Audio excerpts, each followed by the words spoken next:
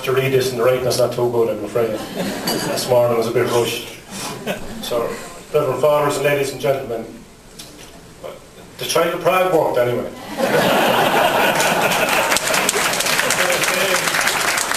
It was the children of Prague, because a few of them were kicked out last night.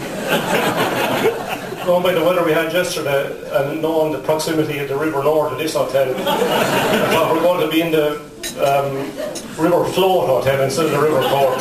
Things worked out well today. So, on behalf of my wife and myself,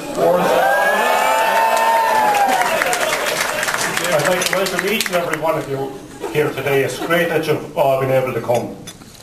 I hope that you've all enjoyed the proceeds of my SSIA account.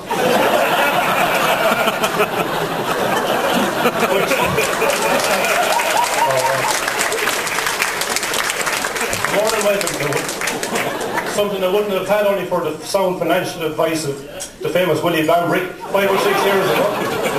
Sure, just rightly on time, or at the wrong time maybe, but at least I have her own to look forward to next year.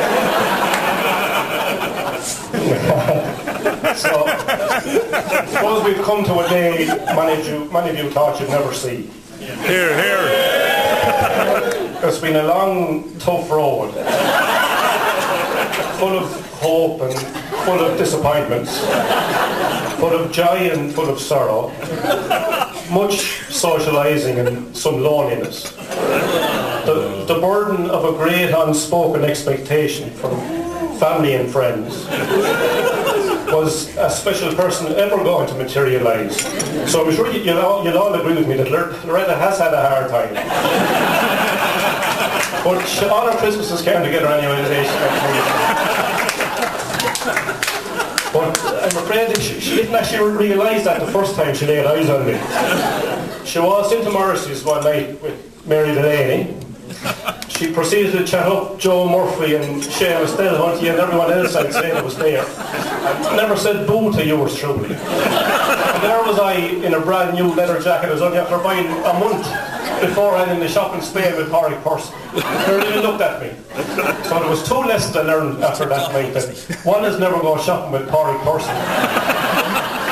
A lot of reasons for that.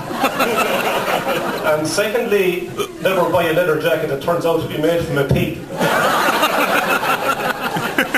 It's a bit smelly already. Loretta joined the tennis club in Abbeyleix anyway after she came to live, but we didn't see much of her because her job in Glanbia entailed her travelling the world in her role as an internal auditor.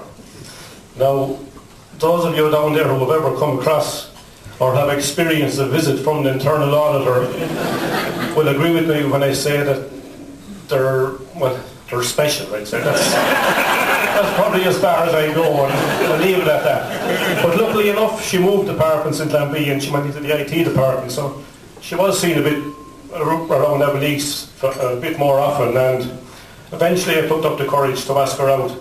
And we came down here to the Cat's Laugh June bank holiday 12 months ago. And I told Loretta we were going down on our own, but I told Gerald Margaret Bergen I was bringing Siobhan down, so don't want to let one hand know what the other hand is doing. So we went down together anyway, and things worked out, and as I said, the rest is history. But good things come to all who wait, and I always knew that the right person would come along. It's like that old favourite country and western song of Jim Shanahan's down there. From a jack to a king. That's all I say a lady and I want a queen.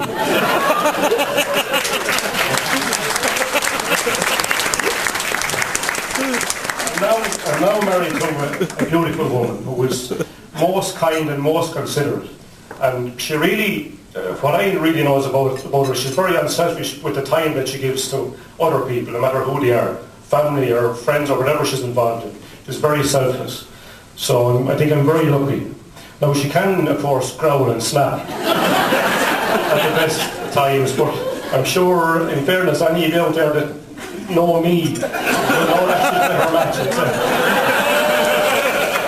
Away the crank! You can get very much caught up in weddings and the hoopla that goes with weddings, and the preparations and the wedding day itself and what you go to the whole thing. But I was thinking to myself the other day, which is probably a bad thing for a man to be doing in the last days of his bachelorhood, but when all that was stripped away and I was thinking about it, what I was really looking forward to was coming home from the holidays and starting out a whole new chapter of my life with the girl I love here.